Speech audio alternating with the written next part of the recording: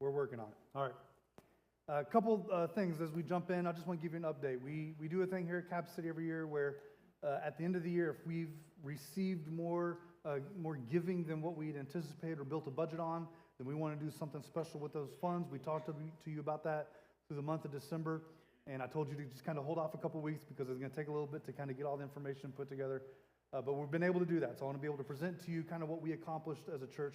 We ended up giving a little over like $145,000 beyond budget this year, which is really, really incredible. It's a very good, healthy year, and so we appreciate that. Thank you for your generosity in that. This is what it's going to look like. We're going to put $25,000 of that towards our next gen for their camps and things that are coming up this summer. We did a similar amount last year to set them up, and again, we were able to offer all camps at a 40% discount. We're planning on being able to do that again this year, and so that $25,000 will get us started in that direction. We're also able to put $50,000 towards our debt, which is a significant payment, so we're appreciative of that. And then we've also got $70,000 that we're going to put towards this room with chairs, some of the changes you're seeing up front, all that kind of stuff. And so, again, just really great generosity, very appreciative of that. Hopefully, by the end of February, you'll see the new chairs in here. And again, I promise you, they've got that lean back function and the cup holders. To those of you who give more, there's like some warmers in it. Like, it's really nice. And again, if you believe any of that, you have a problem. All right. The high school that I graduated from was a large school, 2,500 students, and that was just for sophomores through seniors. Our freshmen went to a different school. And at this really big school that I went to, we also had the blessing of off-campus lunches. Now, I don't know if that was a thing in this area, if you guys ever experienced that. It was awesome, right? You could go anywhere you wanted for lunch. You could go home, you could go out to eat, you could do whatever you wanted to do, as long as you were back on campus and in your next classroom whenever that bell rang for you to be there, right? And if you couldn't go off campus, there were other options as well. We had a cafeteria on our high school campus, which I never once walked into. For 3 years, I never once even walked into the room. Didn't want to eat there. We also had a rec center that was on campus, just kind of set off to the side from the main building. And every day at that rec center, a different restaurant in the community would bring food in. Not a full menu, but just a limited menu. Now, I didn't get my license until after my sophomore year. And so for that first year, every day I would walk over to the rec center. It was, again, a smaller building, not really fit for the size of a school that I was at, but it was functional, all right? And I want you to imagine then a dance hall, like merged with a pool hall, like merged with a bowling alley dining area, like not the bowling alley, just the janky seating for a bowling alley, right? Like that's kind of what this was, set up, wasn't very fancy, and then like the only people there are 15 to 17 years old, and it's in the middle of the day, which is weird, right? And like it definitely smelled like Teen Spirit. Anyways, so you've got this environment. The kids who are there are probably best described as misfits, people like me. It was the kind of kids who didn't have a vehicle, or they didn't have a license, or they didn't have friends who had a vehicle and a license. And so every day I was there with this ragtag group of kids. I'm hanging out, we're watching MTV, and we're playing pool. And as much as the rec center was a great option, especially better than the cafeteria, I still didn't want to be there. It wasn't the best. I desperately wanted to be able to leave campus. And so I started following a couple of guys around whose names were Justin and Andy. This is an old school picture of Ben Webb right here on the right. It's bad. Don't look at that. But the other two guys, good friends of mine, Justin and Andy, they knew each other, but I barely knew them. They weren't my friends. They were friends. I was on the outside looking in, right? But I'd met them through basketball, and I'd started kind of following them around and inviting myself to lunch with them. And I did that for a long time until eventually they started expecting me to be there with them, right? And they kind of wanted me to be there. And eventually these two guys became my best friends. And so for my junior and senior year, every day for lunch, the three of us would eat together. And there were exceptions to that rule. There were times when maybe one of us couldn't be there for whatever reason. There were other times that other people would join us. And so it wasn't just the three of us, but there was always the three of us. We became connected. We developed a very real, deep friendship. And I believe that it started over those shared lunches every day. Now again, I would say that these guys were best friends to me. They stood next to me when I got married. I credit them with a lot of the life change that I experienced. And they never really preached at me, but they were good Jesus-following kids. And I was going through some transition stuff myself, trying to figure out who I need to be and who I need to become. It's when I started getting serious about Jesus. It's when I started feeling like I was being called into ministry. And these are the two guys who really helped keep me moving in that direction. I'm still in contact with them today.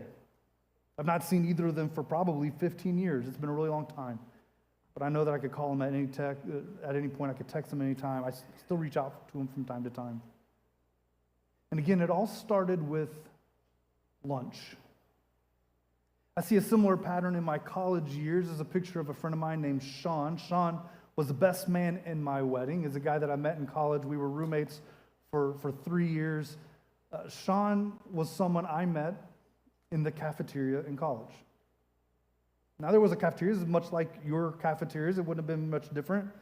Common meals, all that kind of stuff. And it wasn't great, but it's what we had. And I can remember tons of memories there. As much as the food wasn't great, the memories are incredible. Because I remember those common meals that turned into big conversations or turned into tears of laughter or turned into deep learning or relational growth. And I don't know how many times, even in those college years, I don't know how many times that we would look up after these conversations and realize that we were the only people in the cafeteria, that everyone else had left, everyone else was gone. It was just us. And if you've been to college, if you did that, then you know that it's not just what happens in the cafeteria, it's what happens in the dorms as well, and the impromptu pizza little gatherings that happen. We had one kid on our floor who worked at the trashiest pizza place I've ever seen in my life. But he worked late, which was perfect for us because at the end of the night, he'd usually be sent home with 1 or 2 pizzas. And so he would bring this garbage trash food into the dorm, and he was everybody's favorite person. We loved him the most, right? Because he took care of us. Now, when I look back at the friendships that have been built over the years, it seems like there's always a table of food close by. Sharing food fills our stomachs, and I think it also fills our souls. I think eating meets a physical need, and eating together can also meet a spiritual need. And so it shouldn't be a surprise that one of the common places that you find Jesus in the Gospels is around a dinner table, kind of like in Matthew 9. If you were in here before service, you saw it played out within the Chosen series. The story goes something like this. As Jesus went on from there, he saw a man named Matthew sitting at the tax collector's booth. "Follow me," he told him, and Matthew got up and followed him. And while Jesus was having dinner at Matthew's house, many tax collectors and sinners came and ate with him and his disciples. A lot of detail missing from Matthew's story here, isn't it? Matthew's invited to follow Jesus, and then immediately the next thing mentioned is that they're at Matthew's house having dinner. Now, Luke and Mark, they tell the same story, but they tell it a little bit differently. They say that Matthew held a great banquet, that he threw a party for Jesus. And pay attention to who's there. Pay attention to the guest list. Because you have Jesus, and you have his disciples, and you have Matthew, and you have tax collectors and sinners. That's the guest list. And maybe that surprises you, but it makes sense because this is at Matthew's house. Matthew is a tax collector. He has become this hated outcast. The only people that he would have had any sort of community with would have been people who had also been cast out just like him. And so Matthew invites the people he knows. Just like if you invited Jesus to your house and you were throwing a party, and you would invite the people that you know. Looks kind of like the emphasis we're making with our just 1 + 5. Because this year we're all trying to reach one. And if you know Jesus, if you've been overwhelmed by the goodness of Jesus, who are the ones that you would invite so that they could come see for themselves? That's what Matthew's doing here. These are his ones. What's also interesting is that Jesus seems to be pleased with the guest list, which is surprising. Because in Jesus' day, who you ate with indicated who you loved and who you considered to be a part of your social class. So if you read the story further, you see that there's religious leaders who kind of see this dinner taking place and they think it's scandalous, and they begin complaining to some of the disciples who probably would have agreed with them because they're right. It is scandalous for Jesus to eat with this group Who you ate with indicated who you loved and who you considered to be a part of your social class. And I think it makes sense to us. I don't think that we have to look at this any differently. I think this makes sense to us. Pay attention to this. Long before this group ever believes, and long before they can prove their ability to behave, Jesus gives them a place to belong. The table was the place where change happens. And maybe you need to hear that today. That if you're waiting to follow Jesus until you believe enough, or you're waiting until you can behave like a Christian, whatever that means, then you need to hear that you already belong. You're welcome at his table long before you figure everything else, which is incredible. So one of the common places to find Jesus is around a table, sharing a meal. And Jesus doesn't do these meals as a model, as if this was his ministry strategy, but he leveraged these meals when the opportunities presented themselves. And so while Jesus is around food, he used those moments to show acceptance or to give provision or to offer teaching or to introduce the kingdom of God. He met people where they were over food, and he revealed God's love. It's everywhere in the Gospels. Jesus' first miracle happens at a wedding feast. In Luke chapter 7, Jesus is invited to a Pharisee's house for a meal, and Jesus isn't a very good guest, which is a lot of fun. It's a very fun story. It's something that you should go read later. In Luke chapter 10, Jesus shares a meal at the home of Mary and Martha, and he uses that opportunity to impart some really big wisdom. When Jesus meets this little guy named Zacchaeus, he immediately invites himself over to Zacchaeus' house for a meal, which is fun. Jesus invites himself over all the time. In fact, if you look through the Gospels, you'll never find a time that Jesus invites people to his place. Probably, because he was homeless. So John records some of these events as well around the Last Supper in his Gospel. And we pay attention every week to the moment when Jesus talks about the bread and the wine and how it represents his body and his blood. But that was just a part of the meal. In fact, that's the one part of John's account of the Last Supper that John doesn't even talk about. Instead, he records the events of everything else that happens over that shared meal. And it lasts for 5 chapters. One meal, the Last Supper, the last meal of Jesus' life, is John chapters 13 through 17. 5 chapters, 155 verses. And it's where Jesus washes his disciples' feet. And it's where he predicts betrayal. And it's where Jesus introduces the Lord's Supper, even though John doesn't point it out in his gospel. And it's where the disciples get comforted. It's where he teaches them and where he warns them, and he also encourages them. It's where he promises the Holy Spirit. And he prays. All happening around the dinner table. And it's a pattern that Jesus continues even after the resurrection. After Jesus is resurrected from the dead, he appears to 2 guys who are walking down a road towards a town called Emmaus. And the story ends with the 3 of them in a room sharing a meal.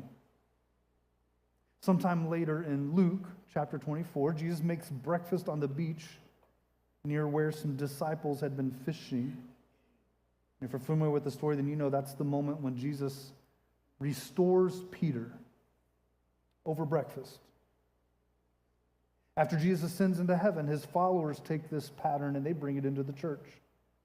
In Acts 2, we're told that the first church was committed to, among other things, the breaking of bread. We call it communion here, or we call it the Lord's Supper. And for us, it's pretty simplistic, but that's not what it looked like for the first church.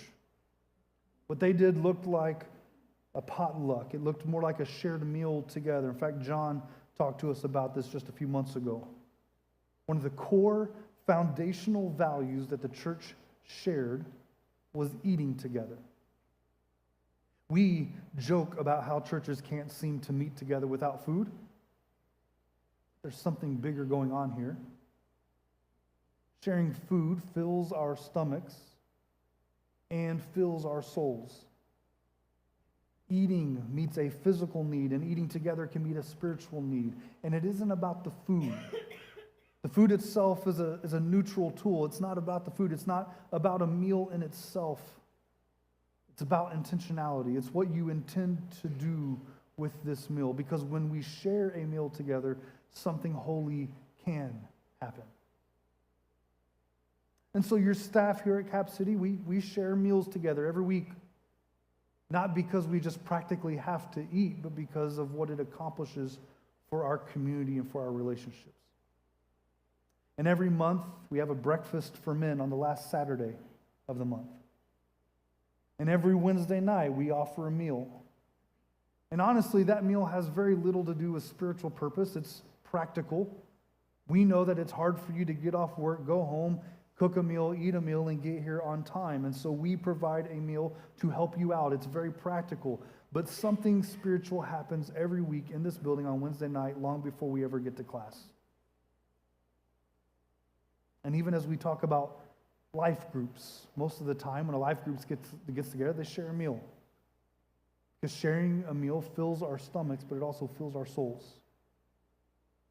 Now, is it really that simple? Is it really that big of a deal to share meals together? I love it when science confirms the patterns that we see with Jesus, and the science on this is extensive. Sharing meals with someone has been linked to every type of health that you can track. Stuff like this. If you just look within the family, within a home and a family that eats together will raise healthier kids. It's that simple. And it's every kind of health across the board. Your kids will have healthier eating habits into adulthood. It means that your kids will have lower risk of eating disorders and that they'll be less likely to use drugs or alcohol.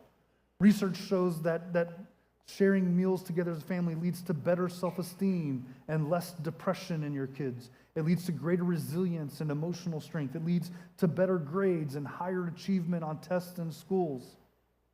Eating together builds strong family ties. It improves communication. It increases feelings of connectedness. It's incredible, like across the board. It's not isolated to the family, though. The same things are shown for those relationships outside of the family. That repeatedly sharing meals with the same people is one of the simplest habits that supports both relational and emotional well-being. Everything that we've said about sharing meals together within the family applies to your friendships as well. The physical benefits, the emotional benefits, the mental benefits, all of those things apply as well. Even more, you're going to find that shared meals contribute to deeper familiarity and relationship quality. That a meal provides dedicated time for conversation and mutual understanding. It strengthens emotional bonds. It boosts trust and a feeling of connection. Scientists have found that endorphins are released during group meals in a similar manner to if you were to share in a physical activity, meaning that the bond that happens when you do shared work with someone else, you get this kind of endorphin rush. It's the same kind of a thing that presents itself when sharing a meal. Now, why? I've been wondering this. What is so special about sharing a meal? Because everyone eats, everyone has to eat. Why does eating together meet more than just the physical need? Why does eating together fill more than just our stomachs? Why does it also fill our soul? And I think it's connected back to that word, love. Now, this is a little bit of a tangent, but I want you to stick with me, okay? Years ago, I remember hearing some teaching on parenting that was linked back to the power of laughter and the power of fun within the home. And the idea goes something like this. Discipline, even good discipline, will cause a child to wonder if they are still loved. In the mind of a child, they wonder, have I done something that has caused my parents to stop loving me? Now, in a situation like that, how do you prove to your child that you still love them? Even after you've had to discipline them, how can you prove to them that you still love them? Now, maybe you give a hug, maybe some kind words or encouragement, maybe. Research has shown one of the best ways to reinstill that confidence in your child, to make sure that your kids know that they're loved, is if you'll have fun with them or if you'll laugh with them. And so do something to laugh with your kids. Don't laugh at your kids, especially for whatever you had to discipline, but laugh with your kids. And if you can do that, if you can have fun with your kids, especially after you've had to discipline them, then it proves that you still want them around. It proves that life goes on. It proves that they are loved and valued and that you enjoy having them around, that you want to be with them. They think that being in trouble means they could never be loved again. They think that they're damaged and broken and messed up, and they're kind of right. But when you can move on with your life, when you can choose to move forward with fun and laughter in your home, it shows them, it proves to them that they are still loved. It proves to them that they can be forgiven. It proves love and forgiveness are real. And so essentially what we're saying is that laughter and fun prove love. It proves love. Now take this big idea and you pull it back into sharing meals together. And I think these are the things that happen during a meal. I think one of the practical ways to show you love someone is to share a meal with them. Not because of a physical need being met, but because a meal is when we share life. It's when we share stories. It's where we laugh together. It's where we enjoy life together. There's a guy named Henry Newen that I think puts it really, really well. He says, when we invite friends for a meal, we do much more than offer them food for their bodies. We offer friendship and fellowship, good conversation, intimacy, and closeness.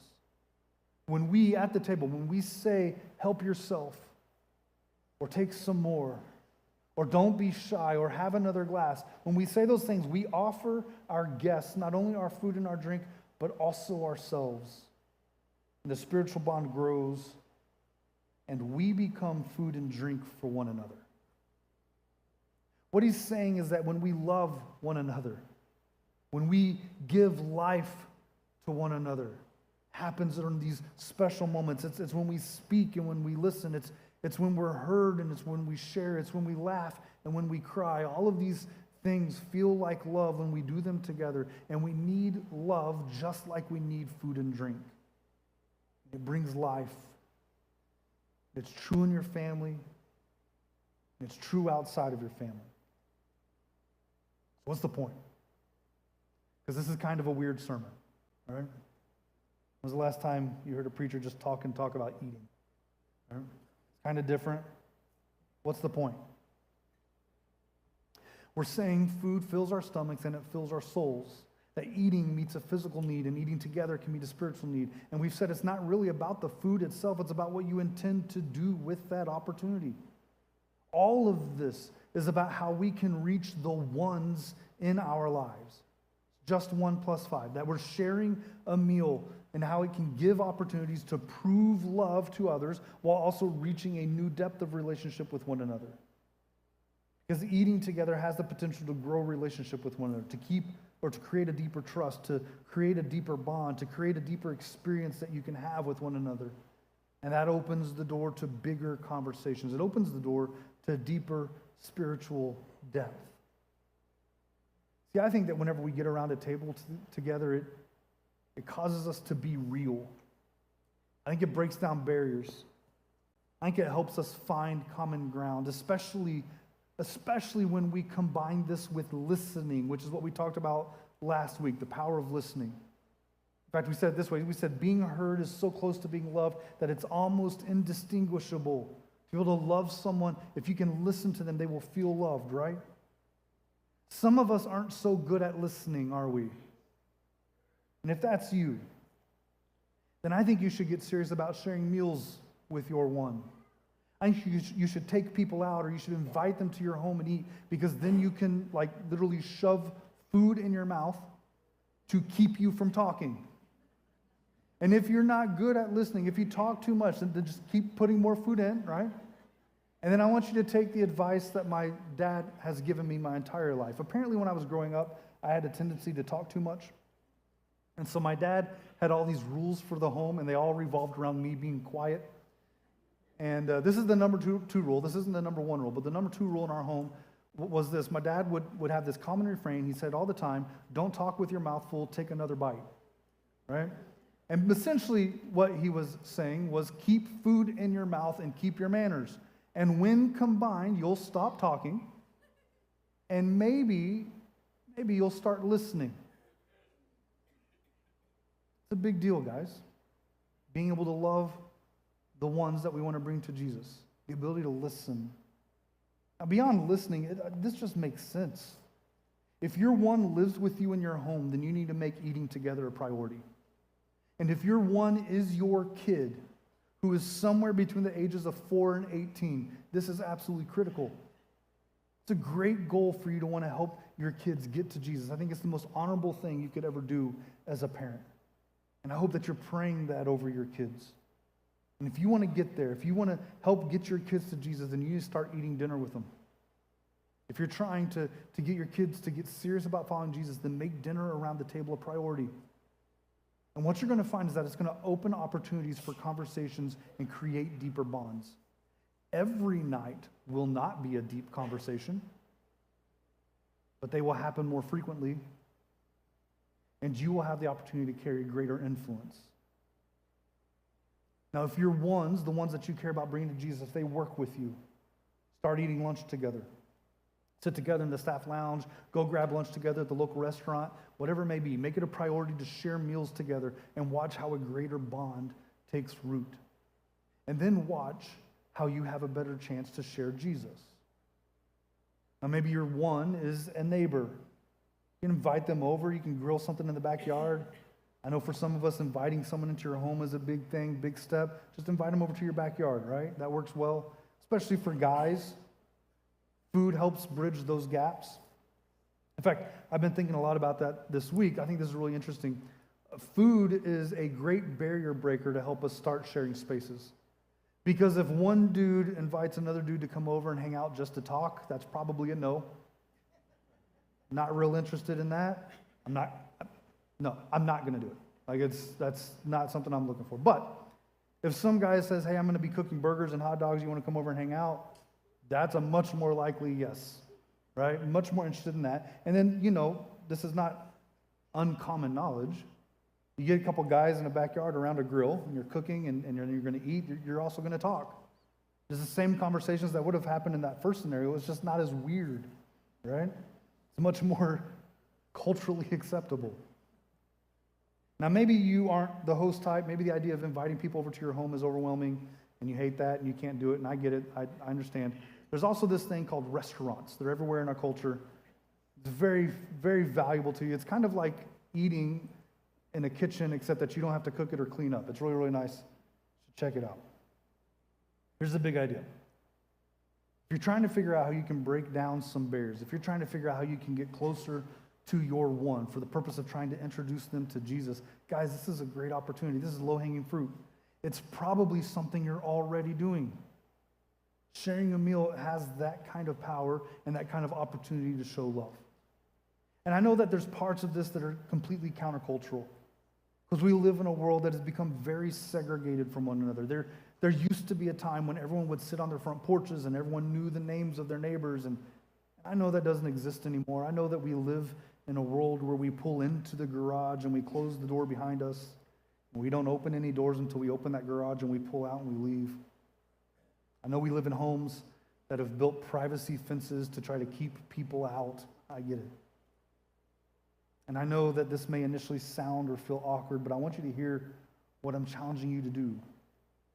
I'm not challenging you to invite everyone you ever meet to come to your house and share a meal with you. I'm challenging you to just love your one.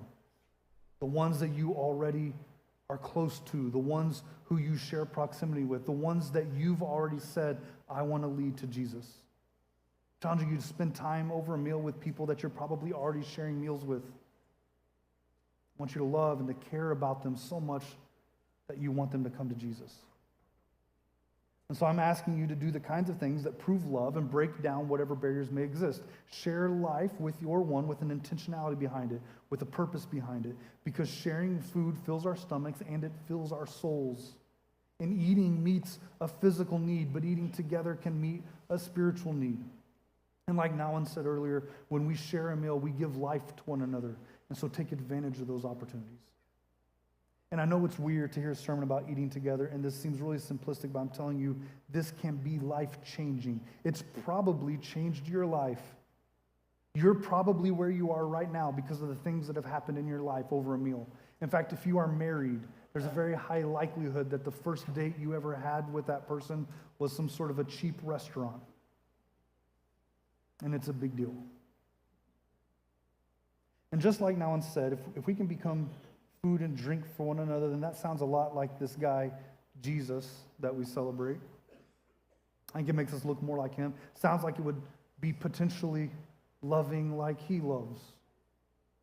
This is one of those things that Jesus said about himself that caused some problems. In John 6, he tells a crowd to eat his flesh and drink his blood, which is very weird.